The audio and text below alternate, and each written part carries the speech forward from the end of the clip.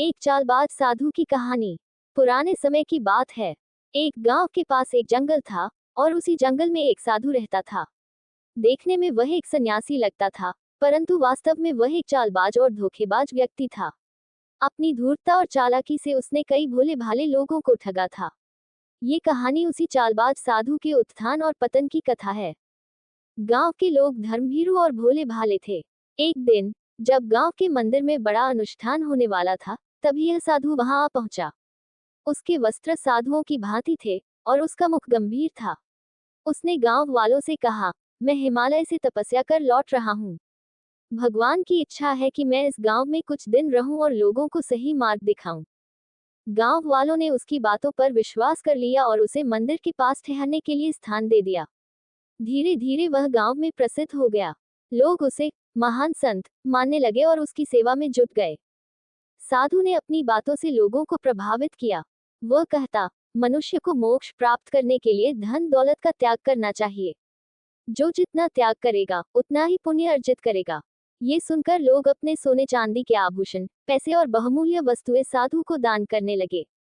धीरे धीरे उसने गांव के लोगों को अपने वश में कर लिया। उसने एक कुटिया बनवा ली और वहां एक बड़ी सी तिजोरी रख ली, जिसमें वह गांव वालों से प्राप्त धन संपत्ति छिपाकर रखता था। साधु ने कुछ लोगों को अपना अनुयायी बना लिया और उन्हें अपनी रक्षा के लिए नियुक्त कर दिया।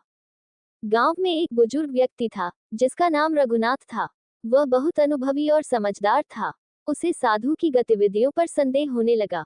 उसने चुपके से साधु की कुटिया पर नजर रखनी शुरू की और देखा कि रात के अंधेरे में साधु अपने कुछ चेलों के साथ जंगल में जाकर सोने चांदी को कहीं और छिपाने जाता था। रघुनाथ ने यह बात कुछ और समझदार गांव वालों को बताई, लेकिन अधिकतर लोग साधु के प्रभाव में थे और उसकी बातों पर ध्यान नहीं देते थे। लेकिन रघुनाथ ने हार नहीं मानी।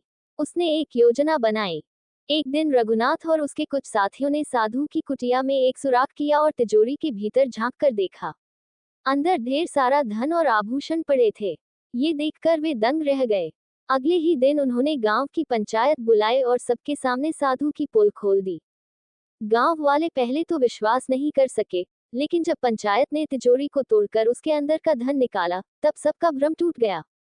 ये वही धन था जो गांव वालों ने दान के रूप में साधु को दिया था। गांव वालों को अपनी भूल का एहसास हुआ और वे बहुत क्रोधित हुए। उन्होंने साधु को पकड़ लिया और उसकी खूब पिटाई की। फिर उसे गांव से बाहर निकाल दिया। गांव से बाहर निकाले जाने के बाद साधु जंगल में भटकने लगा। उसका कोई भी अनुयायी अब उसके साथ नहीं था। जो लोग उसके साथ थे, वे भी उसे धोखेबाज मानकर छोड़ चुके थे। अंततः वह भूखा प्यासा भटकते भटकते जंगल के एक गहरे दलदल में जा गिरा और वहीं फंसकर मर गया। उसकी मृत्यु के बाद गांव वालों ने उसकी तिजोरी से सारा धन निकालकर उसे असली मालिकों को लौटा दिया। सीख। ये कहानी हमें सिखाती है कि हमें आंख मूंद कर किसी पर भी विश्वास नहीं करना चाहिए। सच्चे संत और धोखेबाज साधु में फर्क करना जरूरी है।